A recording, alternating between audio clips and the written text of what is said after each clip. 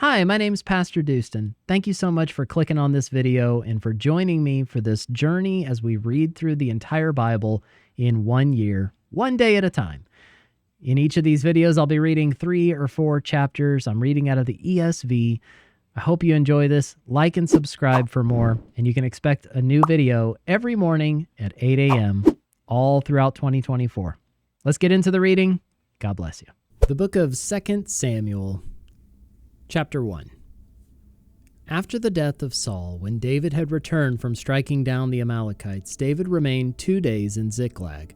And on the 3rd day, behold, a man came from Saul's camp with his clothes torn and dirt on his head. And when he came to David, he fell to the ground and paid homage. David said to him, "Where do you come from?" And he said to him, "I have escaped from the camp of Israel." And David said to him, "How did it go? Tell me." And he answered, "The people fled from the battle, and also many of the people have fallen and are dead. And Saul and his son Jonathan are also dead." Then David said to the young man who told him, "How do you know that Saul and his son Jonathan are dead?" And the young man who told him said, "By chance I happened to be on Mount Gilboa, and there was Saul leaning on his spear, and behold, the chariots and the horsemen were close upon him. And when he looked behind him, he saw me and called to me, and I answered, 'Here I am.' And he said to me, 'Who are you?' I answered him, 'I am an Amalekite.' And he said to me, 'Stand beside me and kill me, for anguish has seized me, and yet my life still lingers.' So I stood beside him and killed him, because I was sure that he could not live after he had fallen. And I took the crown that was on his head and the armlet that was on his arm, and I have brought them here to my Lord." Then David took hold of his clothes and tore them, and so did all the men who were with him, and they mourned and wept and fasted until evening for Saul and for Jonathan his son, and for the people of the Lord and for the house of Israel, because they had fallen by the sword. And David said to the young man who told him, "Where do you come from?"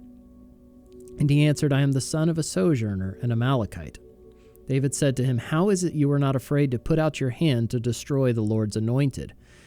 Then David called one of the young men and said, "Go, execute him." And he struck him down so that he died.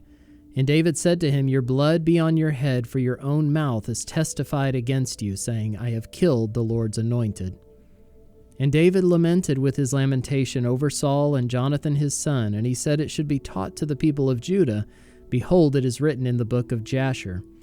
He said, "Your glory, O Israel, is slain on your high places, how the mighty have fallen. Tell it not in Gath, publish it not in the streets of Ashkelon, lest the daughters of the Philistines rejoice, lest the daughters of the uncircumcised exult. You mountains of Gilboa, let there be no dew or rain upon you, nor fields of offerings. For there the shield of the mighty was defiled, the shield of Saul not anointed with oil. From the blood of the slain, from the fat of the mighty, the bow of Jonathan turned not back, and the sword of Saul returned not empty. Saul and Jonathan, beloved and lovely. In life and in death they were not divided. They were swifter than eagles. They were stronger than lions.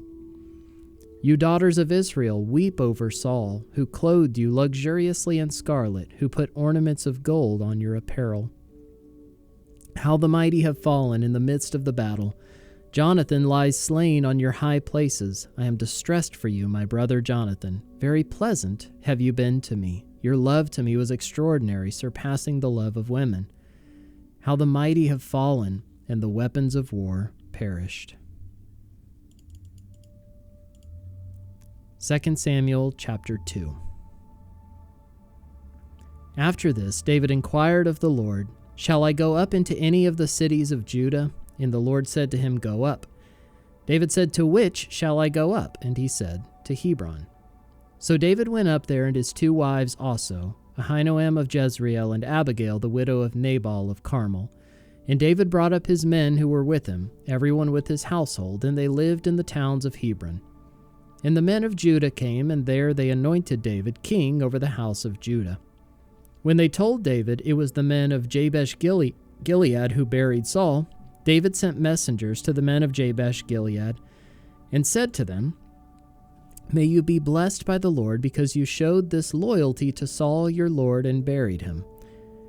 Now may the Lord show steadfast love and faithfulness to you, and I will do good to you because you have done this thing."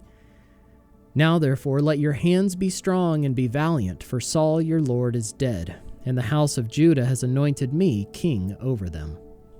But Abner the son of Ner, commander of Saul's army, took Ishbosheth the son of Saul and brought him over to Mahanaim, and he made him king over Gilead and the Asherites and Jezreel and Ephraim and Benjamin and all Israel. Ishbosheth, Saul's son, was 40 years old when he began to reign over Israel, and he reigned 2 years. But the house of Judah followed David. And the time that David was king in Hebron over the house of Judah was 7 years and 6 months. Abner, the son of Ner, and the servants of Ishbosheth, the son of Saul, went out from Mahanaim to Gibeon. And Joab, the son of Zeruiah, and the servants of David went out and met them at the pool of Gibeon. And they sat down, the one on the one side of the pool, and the other on the other side of the pool. And Abner said to Joab, "Let the young men arise and compete before us." And Joab said, "Let them arise." Then they arose and passed over by number, 12 for Benjamin and Ishbosheth the son of Saul, and 12 of the servants of David. And each caught his opponent by the head, and thrust his sword in his opponent's side, so they fell down together. Therefore that place was called Helkath Hazurim, which is at Gibeon. And the battle was very fierce that day, and Abner and the men of Israel were beaten before the servants of David. And the 3 sons of Zeruiah were there, Joab, Abishai, and Asahel. Now Asahel was as swift of foot as a wild gazelle. And Asahel pursued Abner, and as he went, he turned neither to the right hand nor to the left from following Abner. Then Abner looked behind him and said, "Is it you, Asahel?" And he answered, "It is I." Abner said to him, "Turn aside to your right hand or to your left, and seize one of the young men and take his spoil." But Asahel would not turn aside from following him. And Abner said again to Asahel, "Turn aside from following me. Why should I strike you to the ground? How then could I lift up my face to your brother Joab?" But he refused to turn aside. Therefore Abner struck him in the stomach with the butt of his spear, so that the spear came out at his back. And he fell there and died where he was, and all who came to the place where Asahel had fallen and died stood still. But Joab and Abishai pursued Abner, and as the sun was going down, they came to the hill of Ammah, which lies before Giah on the way to the wilderness of Gibeon. And the people of Benjamin gathered themselves together behind Abner and became one group and took their stand on the top of a hill. Then Abner called to Joab, "Shall the sword devour forever? Do you not know that the end will be bitter? How long will it be before you tell your people to turn from the pursuit of their brothers?" And Joab said, "As God lives, if you had not spoken, surely the men would not have given up the pursuit of their brothers until the morning." So Joab blew the trumpet, and all the men stopped and pursued Israel no more, nor did they fight any more. And Abner and his men went all that night through the Arabah. They crossed the Jordan, and marching the whole morning, they came to Mahanaim. Joab returned from the pursuit of Abner, and when he had gathered all the people together, there were missing from David's servants 19 men besides Asahel. But the servants of David had struck down of Benjamin 360 of Abner's men. And they took up Asahel and buried him in the tomb of his father, which was at Bethlehem. And Joab and his men marched all night, and the day broke upon them at Hebron. 2 Samuel chapter 3. There was a long war between the house of Saul and the house of David. And David grew stronger and stronger, while the house of Saul became weaker and weaker. And sons were born to David at Hebron. His firstborn was Amnon of Ahinoam of Jezreel, and his second Chileab of Abigail, the widow of Nabal of Carmel, and the third Absalom, the son of Maacah, the daughter of Talmai, king of Geshur, and the fourth Adonijah, the son of Haggith, and the fifth Shephatiah, the son of Abital, and the sixth Ithream of Eglah, David's wife. These were born to David in Hebron. While there was war between the house of Saul and the house of David, Abner was making himself strong in the house of Saul.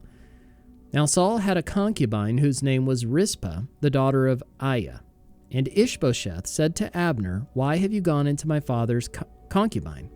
Then Abner was very angry over the words of Ishbosheth and said, Am I a dog's head of Judah?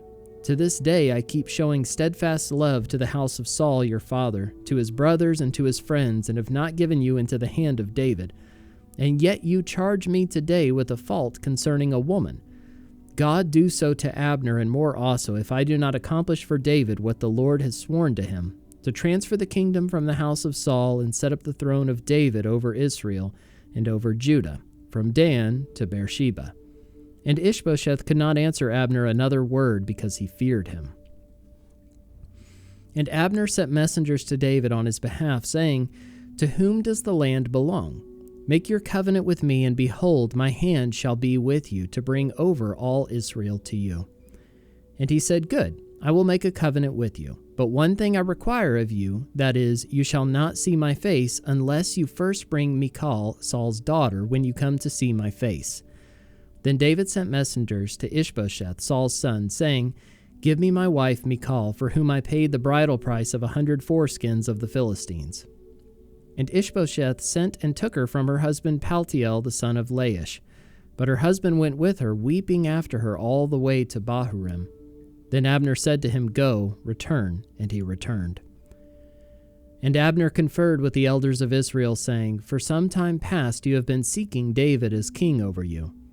Now then bring it about, for the Lord has promised David, saying, By the hand of my servant David I will save my people Israel from the hand of the Philistines and from the hand of all their enemies.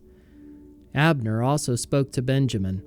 And then Abner went to tell David at Hebron all that Israel and the whole house of Benjamin thought good to do.